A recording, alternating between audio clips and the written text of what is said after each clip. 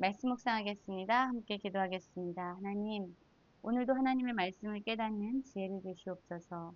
어려움과 위기 속에서도 신실하게 주님을 의지하게 하시고 내 방법과 내 뜻이 아니라 주님의 방법과 주님의 뜻대로 살아가게 하여 주시옵소서. 예수님 이름으로 기도했습니다. 아멘. 오늘의 말씀은 역대하 13장 1절부터 14장 1절까지의 말씀입니다.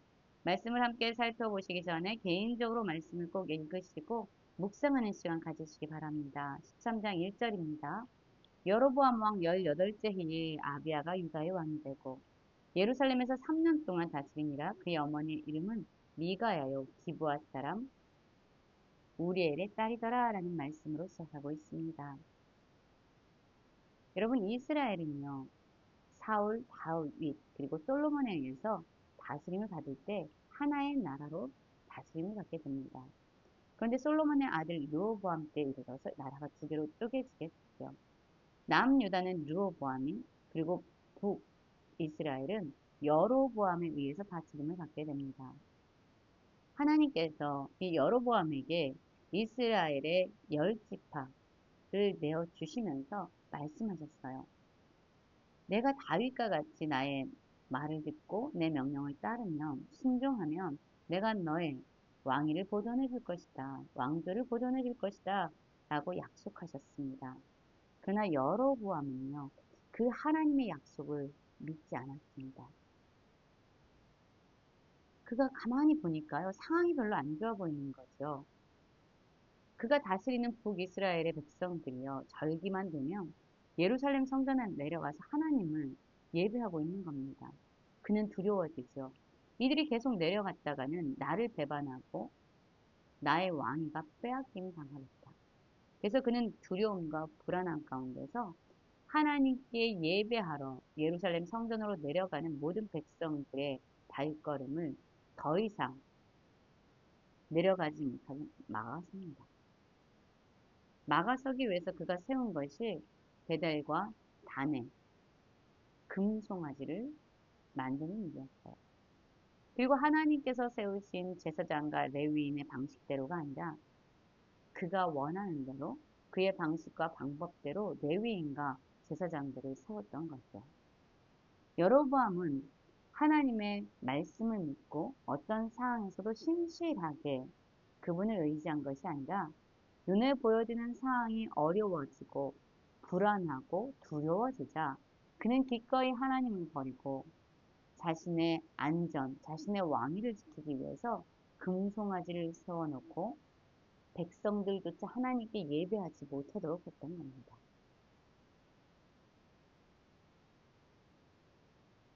그리고 이제 남유다의 왕 아비야와 여로보암이 전쟁을 하게 됩니다. 아비야는요, 군사 40만 명을 택했고요. 여로보암은요, 80만 명을 택했습니다. 숫자로 보면, 군사력으로 보면 북이스라엘의 여로보암이 당연히 승리할 것 같죠.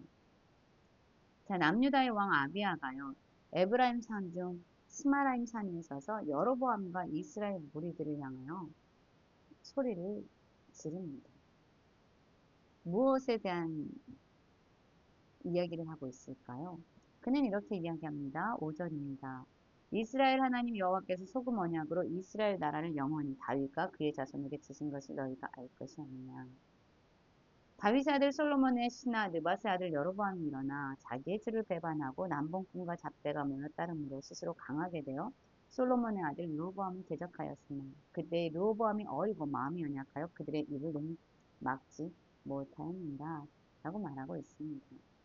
그렇습니다. 하나님께서요, 다윗의 왕조를 축복하여 주셨어요. 그들을 영원히 보존하여 주시겠다고 약속하셨습니다. 그러나 솔로몬의 아들 르호보암의 어리석음과 또한 이들의 죄로 말미암아 나라가 쪼개어졌어요. 만약에 여로보암 역시 하나님의 약속을 믿고 그가 하나님을 신뢰하고 하나님을 경외하는 자가 되었다면 얼마나 좋았겠습니까? 그러나 그의 마음 안에 있는 두려움과 불안 때문에 그는 하나님을 대적하는 자가 되었고 백성들을 우상숭배로 인도하는 그런 어리석은 왕이 되었던 거죠. 그의 마음대로 하나님의 방식이 아니라 그의 방식대로 제사장과 레위인들을 세워서 우상에게 예배하도록 하는 자가 되었습니다. 그러나 반면 남유다는요, 계속적으로 예루살렘 성전에서 하나님의 방식대로 세워진 제사장과 아론에 의해서 하나님 말씀하신 대로 하나님을 예배하고 하나님께 제사를 드렸던 겁니다.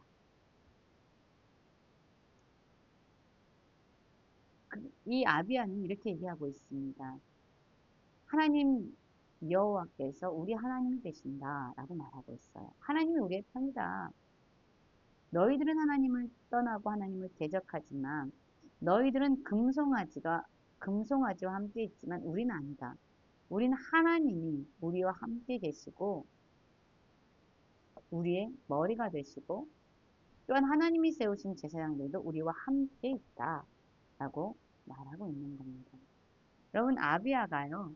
사실 열왕기상 보면은요. 그의 마음이 그의 조상 다윗의 마음과 같지 아니하여 그의 하나님 여호와 앞에서 온전치 못하였다라는 그러한 평가를 받고 있는 자입니다. 그럼에도 불구하고 위험의 순간, 위기의 순간에 그는 하나님을 의지하고 하나님의 약속을 기억하고 있는 그런 모습을 보여주고 있습니다. 자, 그런데요. 이제 전쟁이 일어나면서 여로보암은 어떤 일을 했냐면요. 유다의 뒤를 둘러 복병하고 있었어요. 그리고 그 앞에 이스라엘 사람들이 있고 그 뒤에 복병했죠. 어떤 얘기입니까? 남유다 백성들이 있어요. 군사들이 있어요. 그런데 여로보암은 이 뒤에서 복병하고 있고요. 그리고 이 남유다 군사들의 앞에는 이스라엘의 군사들이 있는 겁니다. 그러니까 사실 유다 백성들은요, 유다 군사들은요, 완전히 둘러싸임을 당한 거죠. 북이스라엘 군사들에 의해서. 유다 사람들이 뒤를 돌아보고 자기 앞뒤의 적병으로 말미암아 위기에 처한 겁니다. 진퇴양난의 상황이 된 거예요. 어디로도 나아갈 수 없습니다. 그냥 그들은 이 전쟁에서 패할 수밖에 없는 상황이 된 거예요. 그러자 그들이 어떤 일을 합니까? 여호와께 부르짖었다라고 말씀하고 있어요. 고난의 순간, 위기의 순간, 절망의 순간 그들은 하나님께 부르짖었습니다. 우리를 구원하실 수 있는 분은 하나님밖에 없습니다. 라고 하나님께 부르짖었고 제사장들은 나팔을 불게 됩니다.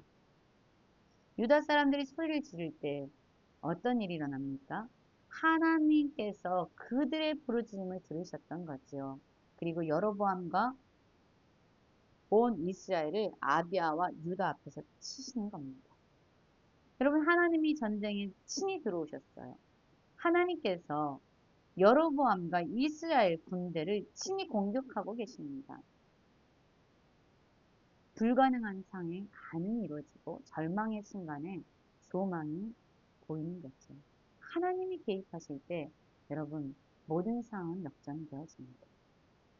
이스라엘 자손이 유다 앞에서 도망하게 됐고요. 하나님께서 그들의 손에 넘겨주십니다. 아비아와 그의 백성이 크게 무찌르니 이스라엘이 택한 병사들이 죽음을 당하고 엎드려진 자들이 50만 명이었다. 80만 명 중 50만 명이 죽었습니다. 그러자 이스라엘 자손은 항복할 수밖에 없고요. 이 유다 자손, 남유다 백성들이 승리를 얻게 됩니다. 그 이유를 지금 이는 그들이 그들의 조상들의 하나님 여호와를 의지하였다. 하나님을 의지하였기 때문에 이스라엘 자손이 항복했고 유다 자손이 승리하였다라고 분명하게 그 원인과 결과를 보여주고 있습니다. 고난 중에 있으십니까? 진퇴양난의 상황 가운데 있습니까?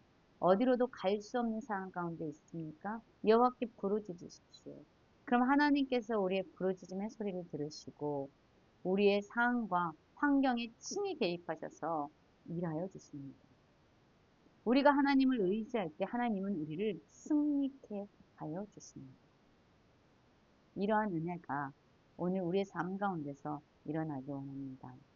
아비아가 여로보암을 쫓아가서 그의 성읍들을 빼앗았습니다. 많은 동네들, 많은 마을들을 빼앗았어요. 그러자 아비아 때 여로보암이 다시 강성하지 못했고 여호와의 치심을 입어 죽음을 당하게 됩니다. 참으로 안타깝죠. 불안과 두려움 속에서 하나님을 떠나선 여로보암은 하나님을 의지했던 아비야와 남유다 백성들 그들로 말미암아 다시 강성함을 얻지 못하고 죽음을 당하게 됩니다. 반면 아비야는 점점 강성해졌어요. 그가 강성하여지면서 그가 형통할 때에 하나님을 더 의지해야 되는데 그의 강성함으로 말미암아 그는 그의 자신의 쾌락과 어떤 정욕과 욕심을 이루는 삶을 살다가 죽게 됩니다. 강성하여지자 아내 14을 거느렸고요. 아들 22과 딸 16을 낳았습니다. 그리고 그는 그의 조상들과 함께 다윗성에 장사되고 죽게 되죠. 그리고 그를 대신해서 아사가 왕이 됩니다. 여러분 어려운 가운데 계십니까? 하나님께 부르짖고 하나님을 의지하십시오. 두려움과 불안 가운데서 하나님을 떠나는 삶이 아니라 하나님을 의지하는 삶을 선택하십시오. 하나님께서 친히 우리의 인생에 개입하셔서 놀라운 승리를 경험하게 하실 것입니다. 오늘도 하나님의 은혜 안에 살아가는 모든 성도님들 되시길 간절히 기도합니다.